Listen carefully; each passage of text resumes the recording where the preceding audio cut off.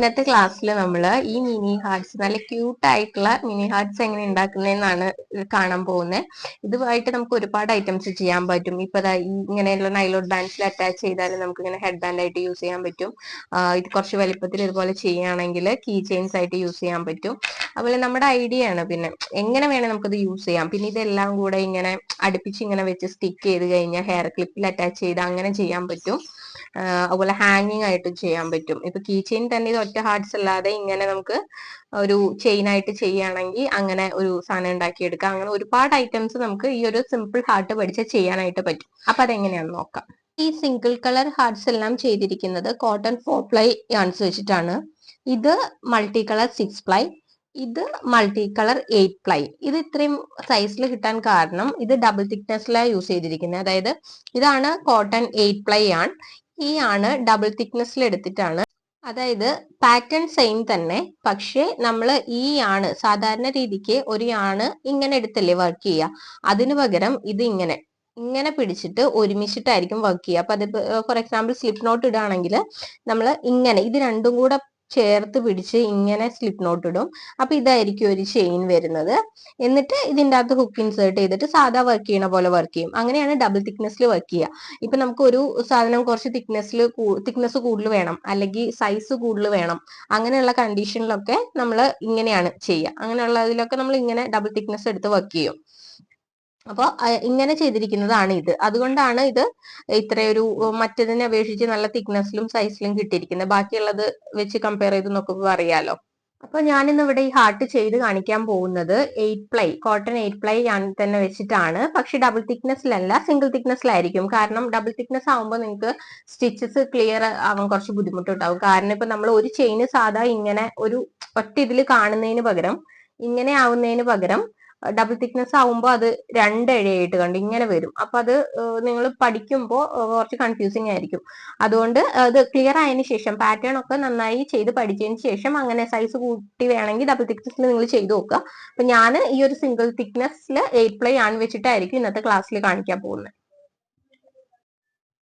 അപ്പൊ നമുക്ക് സ്റ്റാർട്ട് ചെയ്യാം. അതിനായിട്ട് 3.5 mm ഹുക്ക് തന്നെ യൂസ് ചെയ്യുന്നത്. ഹുക്ക് സൈസും നിങ്ങൾക്ക് ഇതുപോലെ മാറ്റി മറിച്ചൊക്കെ ചെയ്യാം. ഹുക്ക് സൈസ് കൂടുന്നതിനനുസരിച്ച് നമുക്ക് കിട്ടുന്ന പ്രൊഡക്റ്റിന്റെ സൈസ് വ്യത്യാസം വരും.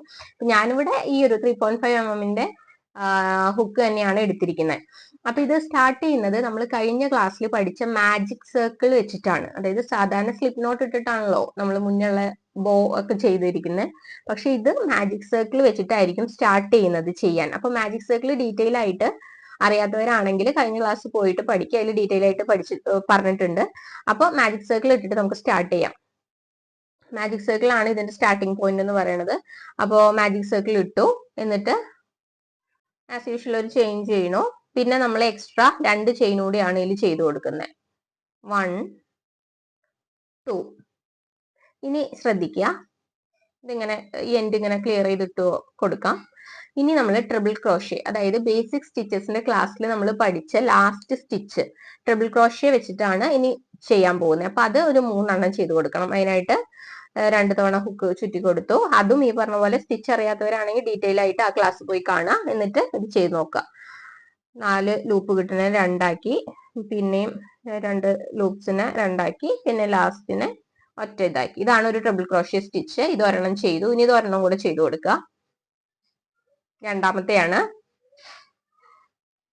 ഇതൊക്കെ നമ്മൾ പഠിച്ച സ്റ്റിച്ചാണ്, അത് വെച്ചിട്ടുള്ള പ്രൊഡക്റ്റ് ആണ് ഈ ചെയ്യുന്നത്. ഒരെണ്ണം കൂടെ വേണം. 3 ട്രിപ്പിൾ ക്രോഷ്യ സ്റ്റിച്ച് ടോട്ടലി ചെയ്തു കൊടുക്കണം.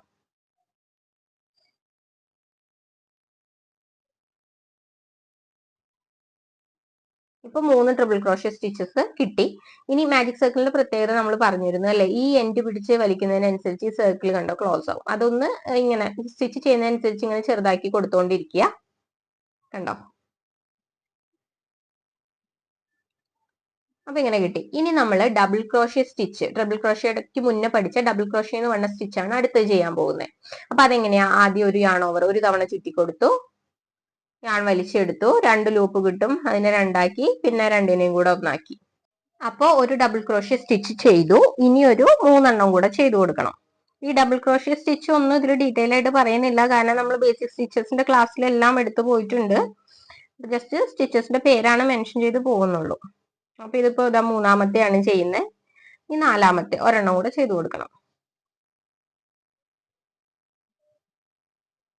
ഇനി നമ്മൾ ചെയ്യുന്ന 2 ചെയിൻസ്, വെറുതെ നമ്മുടെ സിമ്പിൾ ചെയിൻസ് ഉണ്ടല്ലോ, അത് 2 ഇട്ട് കൊടുക്കണം. 1 2. ഇപ്പോ ഈ ഹാർട്ടിന്റെ ഹാഫ് പോർഷൻ കംപ്ലീറ്റ് ആയിട്ടുണ്ട്. അപ്പൊ നമ്മുടെ ഈ എൻഡ് പിടിച്ച് ഇങ്ങനെ വലിച്ചാൽ നമുക്കത് അറിയാൻ പറ്റും. കണ്ടോ, ഷേപ്പ് ഹാഫ് പോർഷൻ കംപ്ലീറ്റ് ചെയ്തിട്ടുണ്ട്. ഇനി നമ്മൾ അടുത്ത ഹാഫ് പോർഷൻ വർക്ക് ചെയ്യാൻ പോവാണ്. അതിനായിട്ട് ഇനി വീണ്ടും ഡബിൾ ക്രോഷ്യ സ്റ്റിച്ച് ചെയ്ത് കൊടുക്കണം. ഒരു 4 ചെയ്ത് കൊടുക്കുക. 1 2 3 and 4. Next triple crochet stitch ആണ് ചെയ്യാൻ പോകുന്നത്. അത് 3 2 തവണ ചുറ്റി ാണ് ട്രിപ്പിൾ ക്രോഷ്യ സ്റ്റിച്ച് ചെയ്യുന്നത്. അത് ഒരെണ്ണം ചെയ്തു. രണ്ടാമത്തെ, മൂന്നാമത്തെ.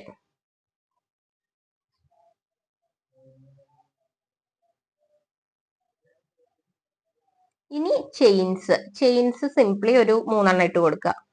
1 2 3. 3 ചെയിൻസ് ഇട്ടു. ഇനി എന്നിട്ട് നമ്മൾ ഇത് ഇങ്ങോട്ട് അറ്റാച്ച് ചെയ്യാൻ പോവാ. ഇങ്ങോട്ടാ നമ്മുടെ ഈ മാജിക് ലൂപ്പ് അല്ലെങ്കിൽ മാജിക് സർക്കിളിലേക്ക് തന്നെയാണ് അറ്റാച്ച് ചെയ്യാൻ പോകുന്നത്. അതെങ്ങനെയാന്ന് നോക്കാം. ഇതിന്റെ താഴെ കൂടെ ഇങ്ങനെ ഹുക്ക് ഇട്ടിട്ട് ഇങ്ങനെ വലിച്ചെടുക്കുക. ഒരു ലൂപ്പ് വലിച്ചെടുത്തിട്ട് നമ്മുടെ ഈ ലാസ്റ്റ് ചെയ്ത ചെയിനിന്റെ അകത്തൂടെ ആ ലൂപ്പിനെ കൊണ്ടുവരിക. കണ്ടോ, ഇങ്ങനെ കിട്ടും.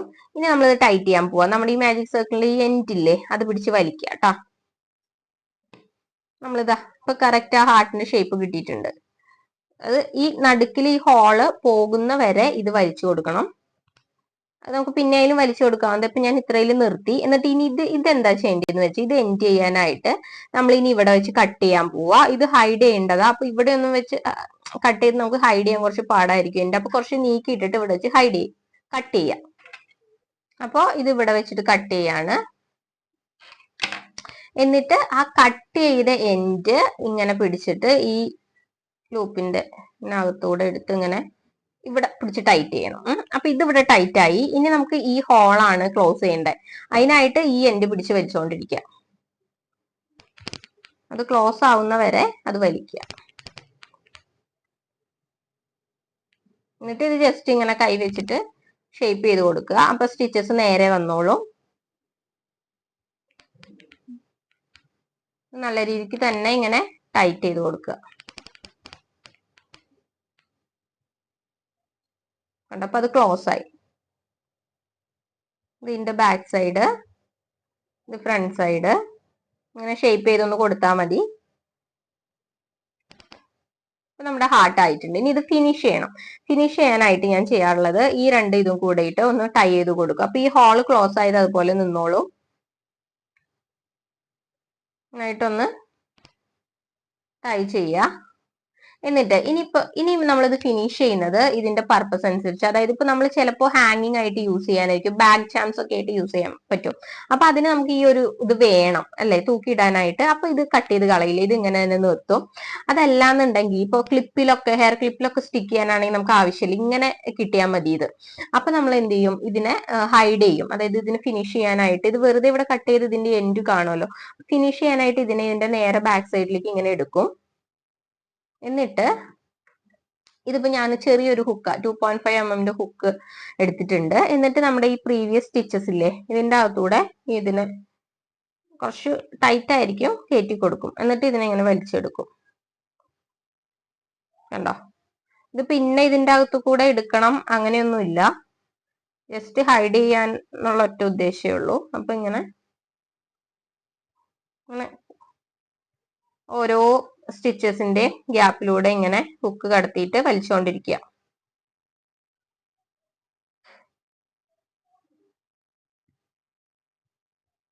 ഇങ്ങനെ എത്ര വേണേ നമുക്ക് ഇങ്ങനെ അകത്തേക്ക് ഇങ്ങനെ കയറ്റി ചെയ്യാം. അത് അത്രയും സെക്യൂർ ആവും.